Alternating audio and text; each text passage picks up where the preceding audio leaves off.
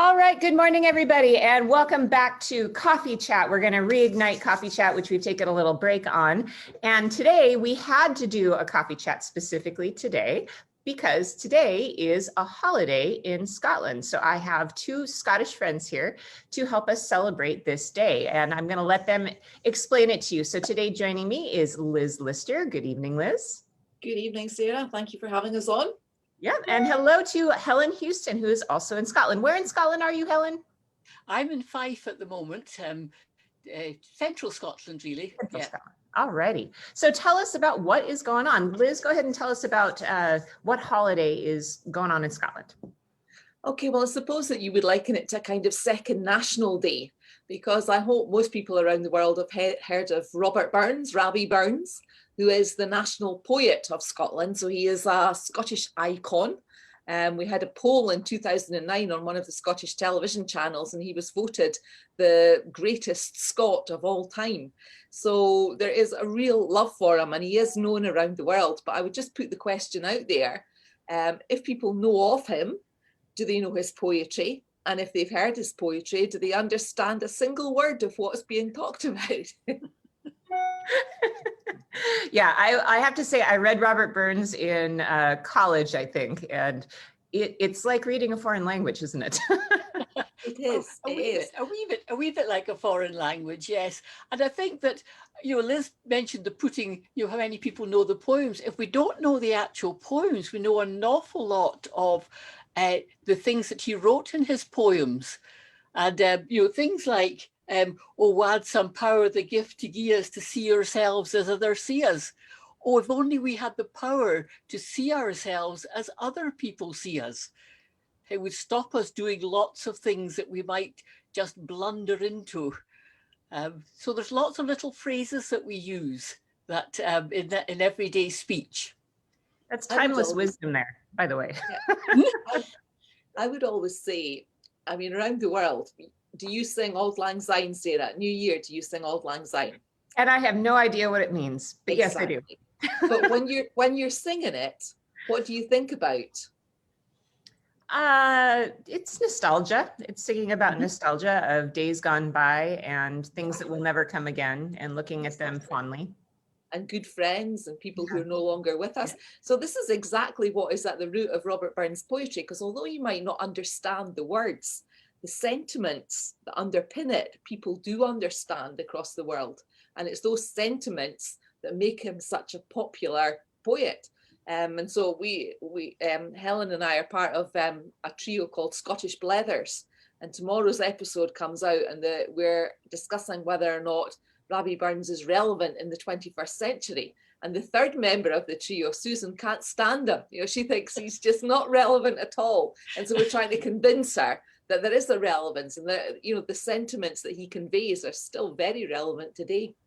Well, it's interesting, actually, because she's kind of like my age, I think. So I'm wondering if that's sort of a generational thing, It might well be, because we do. I think the fact that Robbie Burns, it's the spoken word, and there's not so much of it probably on technology. You have to act out a lot of his poetry. But I came across a wee bit which I think a lot of people will recognize, but I think is very relevant in these COVID times. And he says things, the best laid schemes o' mice and men gang after gley, and leas nocht but grief and pain for promised joy. And then he says, but Moosey, thou art blessed compared with me. The present only touches thee, but och, I backwards cast my ee on prospects drear, and forward though I canna see, I guess and fear. Basically, he's speaking to a little mouse, and he's saying, you only think of the present, that's all you see. But we as humans, we can look back and we can worry about what's gone before us. We can look forward and we can get very nervous and panicky about what's ahead of us. But we just know that now everybody knows the best laid schemes of mice and men gang after gley. We know that phrase. We're always talking about, the best laid schemes. Yeah, well, that's something that in American English we also have. Yes. what's interesting to me is that Scottish actually is virtually its own language. Is it considered a dialect or is it considered its own language? Well, at the time that he was writing towards the end of the 18th century, and that came after all the events that had taken place at Culloden. Now, if anybody knows anything about Scottish history, the Jacobites, the followers of the Stuart line, King James, they were defeated for the final time by the House of Hanover. And after that, everything that was associated with Highland culture, it was basically ethnic cleansing. They weren't allowed to play the bagpipes, to wear tartan, to speak Gaelic.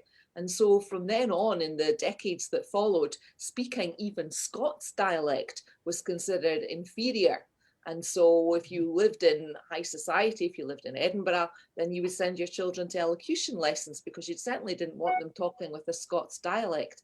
And Rabbie Burns rebelled against that. He had been born the son of a tenant farmer, but the tenant farmer who was self-educated, who paid for tutors to tutor his children in mathematics, English literature, Scottish literature, Latin, Greek. So he was an educated man. And that's where Helen's poem there, he takes a theme, a nature, the mouse, but then the sentiments are about his tenant farmer, his father, being thrown off the land at the whim of somebody else. So we have to see it in the political and social times of the end of the 18th century.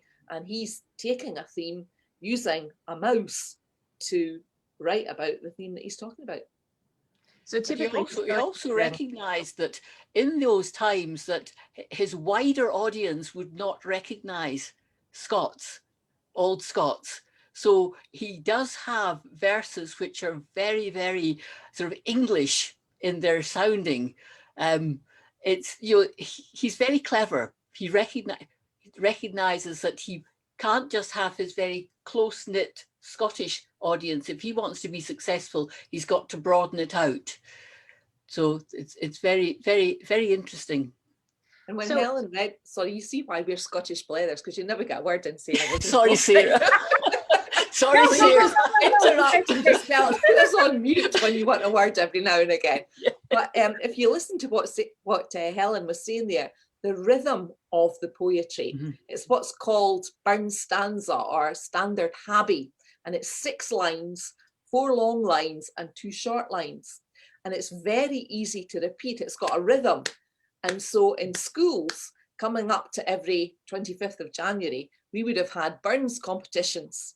And so you learnt your Burns, you learnt to a moose, you learnt all and that I think is what, because we can recite it, you know, of Helen and my age, you know, because we learned, and even your grandchildren, Helen, they're still learning. Oh yes, they still do it. They have Burns competitions in school. And I was just thinking of one of the anglicized verses that gives an idea of the rhythm. Liz, is things, I'm truly sorry man's dominion has broken nature's social union and makes thee startle at me, thy poor earth-born companion and fellow mortal.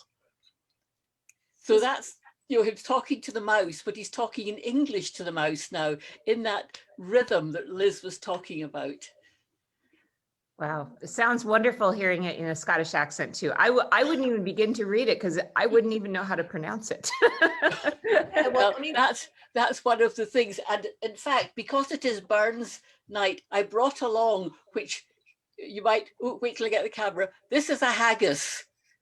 Right, well, sorry, I have just had my chicken balmorals. Oh, yeah. So this is a haggis, and this is what tonight in Scotland, people and around the world, people will be eating haggis. And Burns was so fond of the Scottish haggis and the Scottish tradition that he actually wrote a poem, The Address to the Haggis. Okay, before you read that, I need you to tell, for those who are watching that don't know, what is haggis? Oh, haggis, well, we don't normally tell people exactly what haggis is until they have tasted it. Okay, that's so funny because the one time I ate haggis, I was at a hotel in Scotland and it was on the breakfast menu. And so I said to the guy, can you tell me a little bit more about what's in that? And he goes, oh no, we don't tell you what's in it until you had a bite. That's exactly the same words. All right, so can you give us a general idea? Of what it's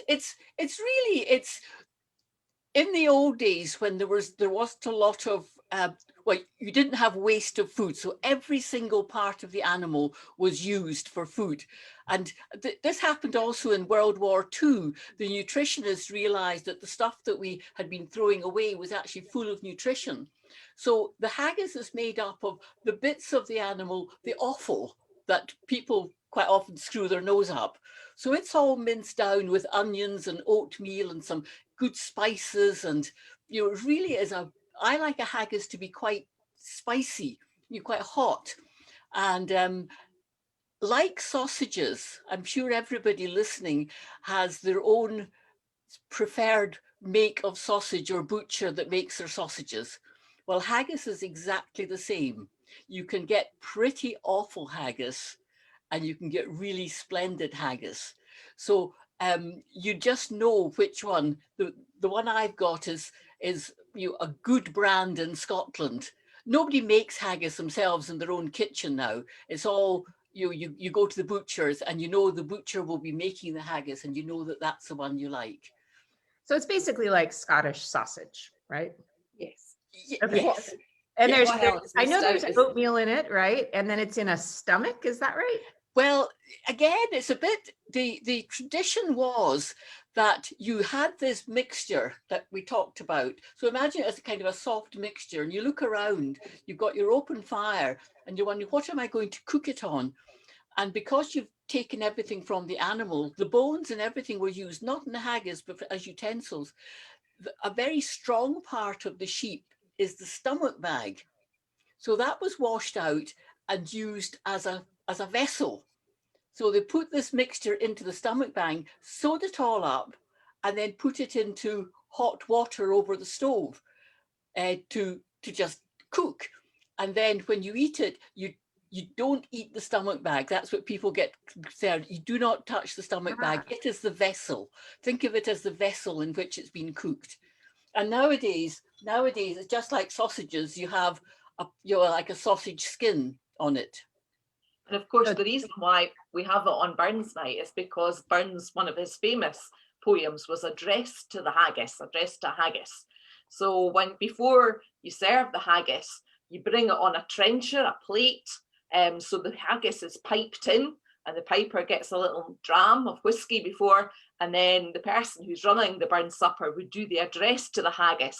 Fair for your honest sonsy face, great chieftain o' the puddin race, aboon them all ye tak your place, Penge, tripe or thairm. Weel are ye worthy of a grace, as long's my elm. So it goes on at great length. So you do the address to the haggis before he sticks his dagger into it and its entrails ooze out, rich and reeking. That may be the most Scottish thing I've ever heard. He actually speaks to the haggis because he goes on to sort of say, the groaning trencher there ye fill, your hurdies like a distant hill, your pinseed would help to mend a mill in time of need. And through your pores, your dews distill like amber bead. You know, he's just really caressing and loving this. And of course, the haggis is served up with neeps and tatties. Do you know what neeps and tatties are? I should. My Scottish ancestors are feeling very ashamed of me right now. Well, tatties is the easy one. What do you think tatties is? What sounds like tatties? Potatoes. Okay, yeah. So tatties are mashed potatoes. So you champ them down turnips into mashed potatoes. And neeps are? Turnips. Turnips. Mm-hmm. That's right. That you call rutabaga. What do you call them? Rutabagas, yeah. Rutabagas. So you mash your turnips, a little butter, pepper, and tonight, as I said, I had mine haggis inside chicken fillets. So stuffed into chicken fillets, wrapped in bacon, and then with a whiskey sauce over the top of it. So I elevated. That sounds a lot better than haggis, actually. And now I'm thinking I actually have turnips in my garden that I never did pick. So I think I'm going to go pick them tonight. Well, there you go. I should have done a video. After a wee bit frost, they're always better. Yeah. So tell me, why is it the 25th of January that we celebrate Burns Night? It's his birthday. Oh, and is that born on the 25th of January? Is it sort of a national holiday then? And is everybody in Scotland celebrating? Well, we don't get a holiday. 1759 he was born, so as I say, towards the end of the 18th century. But I went to my local supermarket. I mean, we're in lockdown in Scotland at the moment, so you can only travel for essential groceries. And I went to our local supermarket and there was no haggis. I heard people, I had mine already in, but I heard people saying, there's no haggis, there's no haggis. So we've got a national emergency, there's no haggis on Burns Day. So we don't have a holiday, but all around, you know, lots and lots of people setting up Burns suppers, which, as Helen says, is, you know, are really popular around the world. So what happens at a Burns supper then? Obviously you said that they bring in the haggis, they have a pipe player, they recite the poem to the haggis. Is there something else that takes place that night? Yeah, there's a kind of a traditional structure to the Burns supper. Lots of speeches, and one of the speeches will be to the immortal memory. Somebody will stand up and talk about Rabbie Burns and end up with a toast to Robert Burns, the immortal memory of Robert Burns. And there will also be a speech to the lassies, to the ladies. Burns was a great ladies' man, and so lots of poems and things, love poems from Robert Burns. And so there would be an address to the lassies, and then there will be a reply from the lassies to the toast. And it would usually have some sort of singing. People would be singing Scott's songs, Burns songs, and reciting poetry, reciting his poetry. He wrote some wonderful, long, epic poems that were just fabulous stories. And Tam O'Shanter is one of the most famous that is recited. It's like a ghosty story. I've always wanted to know that one. My grandmother used to recite parts of that, and I never really understood what that was. It's quite hard. It's when Chapman billies leave the street and drouthy neighbours meet, and market days are wearing late, and folk begin to tack the gate, while we sit boozing at the nappy and getting fou and unco happy. We think o' the Scots miles, the mosses, water, slaps and stiles, that lie between us and our hame, where sits our sulky, sullen dame, gathering her brews like gathering storm, nursing her wrath to keep it warm. So that's him talking about Tam O'Shanter talking about his wife sitting at home. He's been sitting in the pub and he's not thinking about her until it's time to go home. And then she's sitting there not happy. And I think that's another phrase that I think is known throughout the world, you know, of the wife sitting there, sort of gathering her brows like gathering storm, nursing her wrath to keep it warm. It just says it all. So we've got the two sides of Burns, because he's famous for his poetry and also for his songs. But I think what people don't know is that what he did was to take ballads and songs and anecdotes and rewrite them. You know, somebody once said that he was able to make silk purses out of other poets' sows' ears. So his mother was a great big influence on his life, because his mother loved the oral tradition. So when he was growing up on a farm in Ayrshire, she would recite all these ballads and songs and anecdotes. And there was a very strong what's called bawdy tradition, B-A-W-D-Y. So songs that were coarse and rude. You know, he loved it, and he loved the supernatural. He loved all the horror stories that she told. So he would later take these and rewrite them and include the sentiments in them. And that's the basis for much of his work. Well, and what a wonderful place to come up with sort of spooky and atmospheric sort of prose and poetry. I mean, if people watching have never been to Scotland, you should know that Scotland is one of the most dramatic in terms of scenery places that I think I've been, with the rolling moors, and you have all the mist, and there's a sort of a touch of magic, it seems like, everywhere you go in Scotland. So I can see how that could inspire a writer. So does he write principally about politics, principally about myth, principally about love, or is it just sort of a mixture? What is his main topic that he likes to tackle? Well, I think just as you said, a lot of love poems, but as Liz said right at the beginning, he was living at a time that was very, very close to a time of real turbulence in Scotland, where Scotland had to change to come in. And he did write some of his poems that were, for instance, he was staying in Stirling, and he'd scratched a poem on the one of the windows in the hotel he was staying in. He sort of wrote it on there, and then went back a couple of weeks later because he realized that what he had said was perhaps politically not very clever in terms of building up his own popularity as a poet. So he went back and actually smashed the window. Because yeah, at that time he was a great supporter of the American and the French Revolution that was going on. Yeah. So, why he's so popular, he's huge in Russia. And that's because he was a poet of the people. You asked what his themes were. His themes basically divide into three categories. It was love, it was nature, and it was a man's a man for all that, justice, common good. But at times, particularly when he had to become quite respectable, when he had eventually settled down a little bit and he had 4 children to support, he'd got a job as an excise man, which is a tax man. And that's when Helen's saying that he had written this radical poem, and he thought, just a wee minute, when I'm writing it, when I'm half cut on a Saturday night, maybe it wasn't such a good idea. So he went back and he smashed the window in case somebody took him up on it. Wow. Well, it's an interesting point that you bring up about how he's writing at the time of the American Revolution and the French Revolution. And I think that we don't seem to learn history in a holistic way.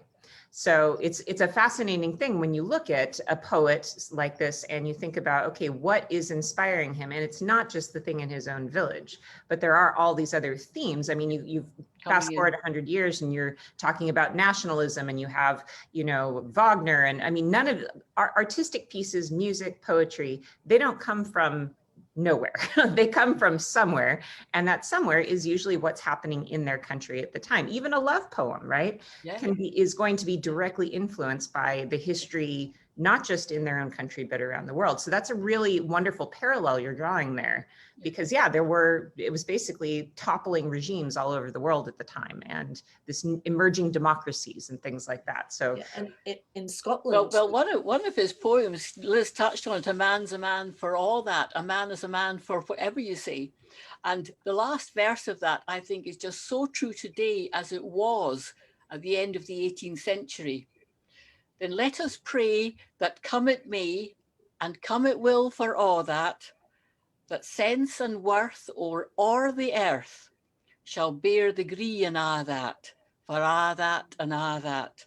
It's coming yet for a' that man to man the world o'er shall brothers be for all that. It's just beautiful, isn't it? Just beautiful. And those sentiments are so across true the world today. We are all the same. Exactly. But you also have to remember that in Scotland at the time that he was writing, the church was a huge influence. Oh, yes. So for a man like Robbie Burns, a great lover, that he was, he was constantly being pulled up before the church to sit at the front of the congregation to be humiliated for his misdemeanors, getting another servant girl pregnant. He had 12 children. He's got 900 descendants, over 900 descendants across the world today. He put it about a bit. And so, he would see, being brought to the front, and all these hypocrites who were sitting in the congregation. And, a lot of his work was satire, and he would rant against injustice. But instead of ranting, he would use humor. So people knew who he was talking about, but, he was able to get his own back. And it was absolutely, he put the knife in when he wanted to. Yeah. One of the famous ones against the church is just beautifully named Holy Willie's Prayer, where the minister is on his knees to God saying, oh, I've been awful good. Oh, but just will you forgive that wee misdemeanor last week and so. But remember that Mr. So-and-so down the road, don't forget what he's been bad. Everything about it is really good. But he was a great lover, Robert Burns. He was he just he just fell in love, didn't he, Liz? Just constantly falling in love. And He one of loved love, basically. his greatest love was a married lady, Agnes McElhose, Nancy McElhose. And I think to her and about her, he wrote the most wonderful love poem that I've ever heard. And when you hear it sung, it's just beautiful. But it says, had we never loved sae kindly, had we never loved sae blindly, never met or never parted, we had ne'er been broken hearted. Now, doesn't that just make you want to weep? It's just so nice. But talking about love poems and singing, we've actually put up on Guide Collective a playlist of Burns love songs. Great. Yeah, so people at home tonight, if you want to celebrate Robert Burns and you can't read the beautiful way that Helen does, you can listen to the music, you can enjoy maybe even just a bowl of Scottish oatmeal if you're not adventurous enough for haggis. And drink some whiskey, right? Or a wee whiskey, a wee dram, you've got to have a dram. And Bob Dylan said that a red rose, which is another of his famous, that one that Helen recited there was called A Fond Kiss. So A Fond Kiss was about parting, because Nancy McElhose never actually succumbed to his charms. She had a husband that she was estranged from, and she decided to go and join the husband in Jamaica. So he was writing about loss when she was going off and leaving him. So A Fond Kiss. But a red rose, Bob Dylan said that it was the lyrics that had the greatest impact on him as a writer. So another argument that is relevant today still. Yeah. So really it's the unrequited love, which is the one that inspires the most, right? Yeah. Because it's the love of fantasy. It's actually in love with yourself in the sense that it's in love with your idea of love. Yeah. It's the sentiments. Yeah. Sentiment it is used. Yeah. Go ahead. No, just he's got some wonderful poetry, and Liz said right at the beginning, he was a farmer. First and foremost, he was a farmer, and everything he saw around the farm.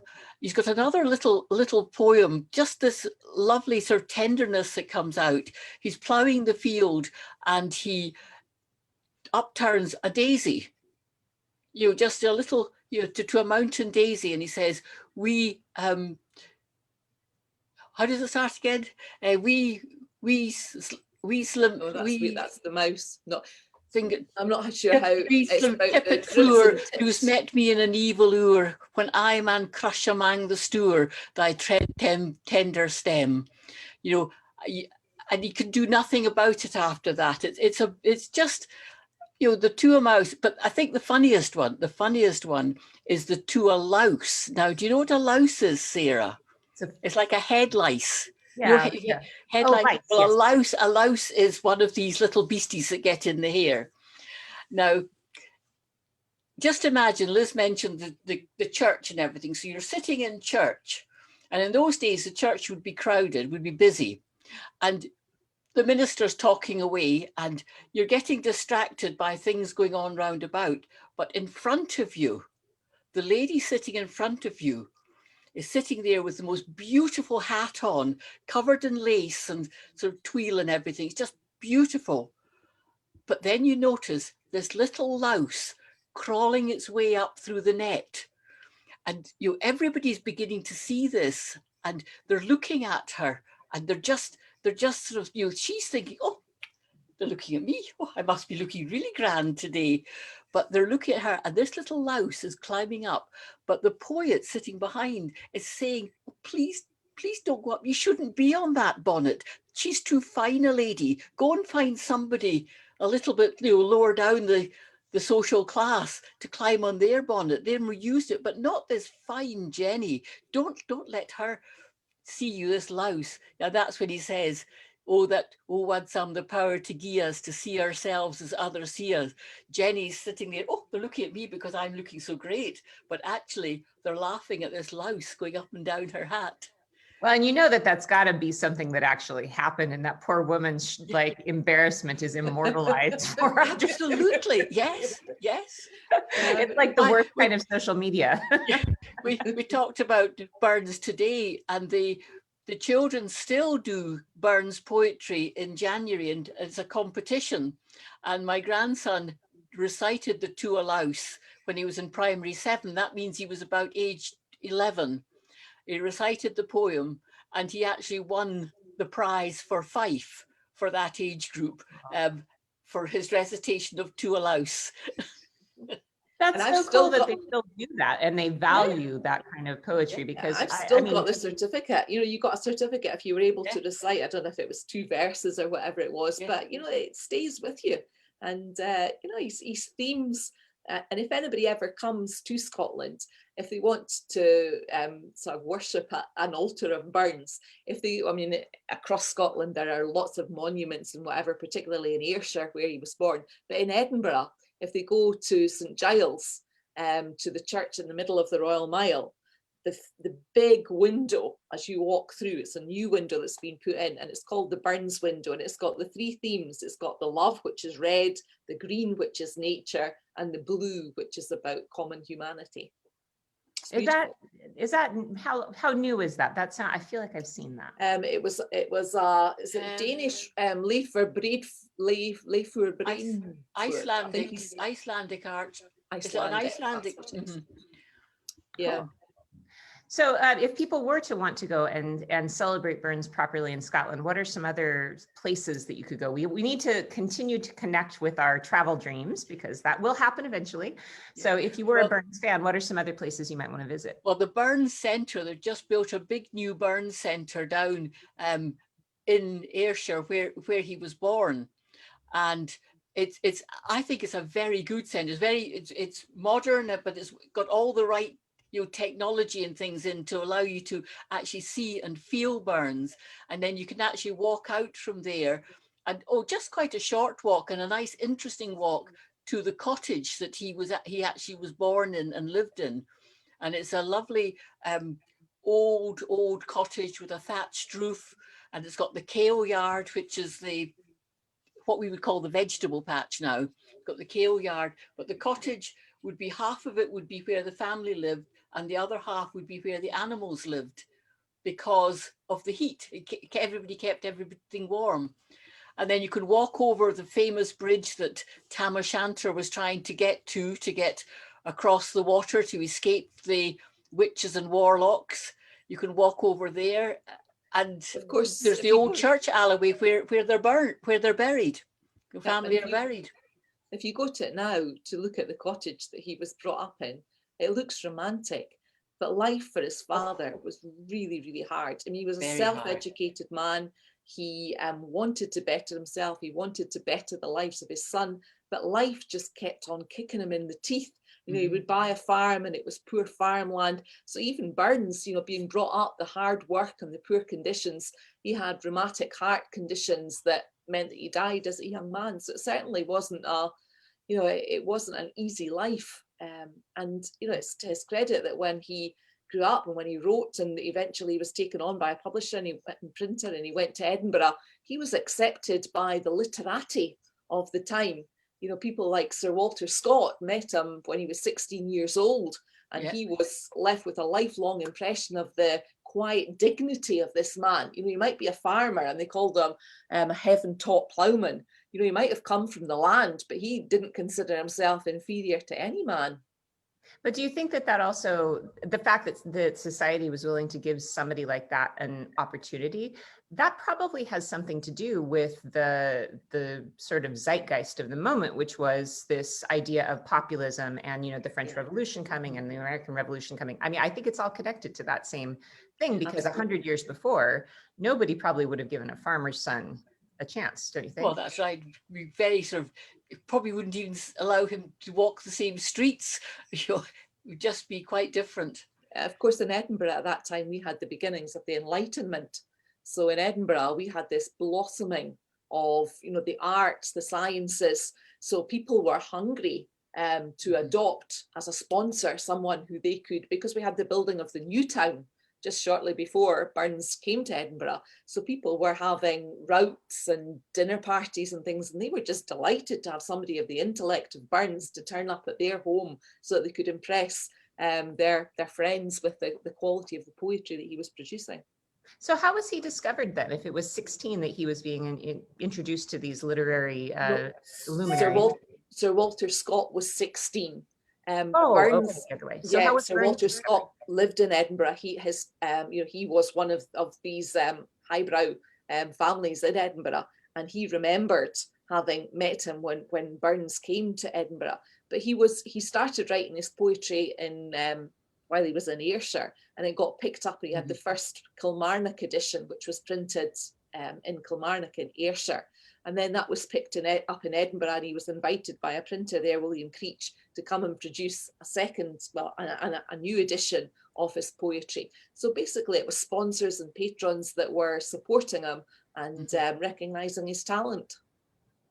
Wow, that's an incredible story. And how old was he when he died? 35, 34, yes, 35 wow. or 37, very young. It was the hard work that really got to him. You know, he was out in the fields, still farming right through his life, really. The exciseman was to get extra money because he had many children by this time, and he was faithful in terms of his children. He did support his children, but the great love of his life, in amongst all the different ladies that he loved and lost, was Jean Armour. She was there the whole time, and his last son was born on the day Robert Burns was buried. Wow. Yeah. What a short life. What an incredible legacy from such a small number of years. So had he lived longer, who knows where he would have taken poetry. So that's, you were talking about where to go to find out. Everywhere in Scotland, in Edinburgh, there's a monument and whatever. So there are memorials to him all over Scotland, but down in that area of Alloway and Ayrshire, close to that is Dumfries and Galloway. It's a whole area of Scotland that not many tourists come to. Beautiful area. Galloway, for example, they've got a dark sky park. There's in fact, we're going to do we're going to cover it on one of our episodes of Scottish Blethers, because people, including ourselves, travel there so little. It's a beautiful area, but unless you've got reason to go there, very few people go. Yeah. Well, what an incredibly interesting poet. I'm just wondering if, Helen, we're very much enjoying listening to you recite. Do you have any other pieces you might want to read for us? Oh, do some more of Tam Shanter, Helen. Yeah. Well, I could do the. And also, while she's the two of mouse, we've been talking. If anybody watching would like to ask questions, I'm checking the Facebook feed too. So if anybody out there watching would like to ask Liz or Helen any questions about Robert Burns, please go ahead and drop your comments right now. And Helen, go ahead and take it away for a little more poetry. We've talked a wee bit about the poem To a Mouse, so I'll give you a bit more of it. Wee sleeket coorin timorous beastie, oh what a panic's in thy breastie, that makes thee start a wa sae hasty wi' bicker and brattle. I would be laith to rin and chase thee wi' murder and pattle. I'm truly sorry man's dominion has broken nature's social union and justifies that ill opinion that makes thee startle at me, thy poor earth-born companion and fellow mortal. But Moosie, thou art no thy lane, in proving foresight may be vain, the best laid schemes o' mice and men gang after gley, and lay us nocht but grief and pain for promised joy. Still, thou art blessed compared with me, the present only touches thee, but och, I backwards cast my ee on prospects drear, and forward though I canna see, I guess and fear. And that's the To a Mouse one. And the other one, bits of the Haggis one is quite interesting too, if you've got a wee bit time. We've talked about the addressing the haggis and everything about it, and then it goes on to say, is there that our other French ragout, or olio that would stow a sou, or fricassee would mak her spew with perfect scunner, looks doon with sneering scornful view on sic a dinner. See a poor devil, see him o'er his trash, as feckless as a withered rash, his spindle shank a gid-whip lash, his nieve a knit, through bloody field or flood to dash, oh, how unfit. And then it goes on, but see the rustic, Haggis fed, the trembling earth resounds his tread. Clapping his wally nieve a blade, he'll mak it whistle, and legs and arms and heads will sned like taps o' thistle. Ye powers that mak mankind your care, and dish them out their bill of fare. Auld Scotland wants nae skinking ware that joups and luggies, but if ye wish her grateful prayer, gie her a haggis. Haggis. And at that point, you hold up your little dram and toast the haggis. Cheers. Cheers. All right.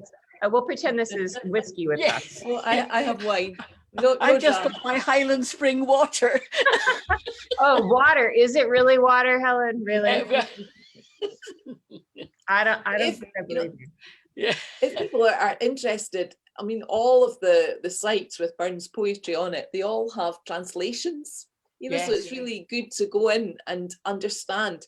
And the one that people know, and it's one of my favorites still, is Auld Lang Syne, the words of Auld Yes. Lang Syne. If you actually hear, because we only sing 2 verses and 2 choruses, but if you actually go in and see the full poem, the full song, the words are absolutely beautiful, particularly when you get the translation, you understand what Yes. you're singing. And also, you know, people join hands and they go charging into the beginning and whatever. You should know the format. You only cross hands when it says, and here's a hand, my trusty here. So you cross hands at that point, not before. And then on the 4th, you go in. And it's Auld Lang Syne, not Auld Lang Syne. So just get it When was right. that written, by the way? That is, I mean, it's one of these things that's in our consciousness, but I don't think a lot of people know the origins. Again, it's one that Robert Burns picked up. It was there as a ballad. So he took it and he rewrote the words to it. So, you know, late 18th century for the Burns version. But it's a traditional from who knows when. Yeah, yes. Wow, that's really incredible. Well, you guys, this has been an absolute delight. And I'm not sure I've celebrated Burns Night before, so now it's a new holiday for me. So thank you for your beautiful poetry. I mean, your reading is just absolutely spectacular. And so just to remind people that are watching Scottish Blethers, you guys have your new episode tomorrow. Is that right? Tomorrow is the Burns. You're just along the lines of what we've been talking about this evening. But people, please follow us on Scottish Blethers podcast. You can find it on Spotify, Apple, and we're just this year, we've got a new venture starting in January, which are virtual tours. So we're going to be taking a theme once every fortnight, and one of us will host that theme and we'll blether as usual. So there's lots going on with Scottish Blethers.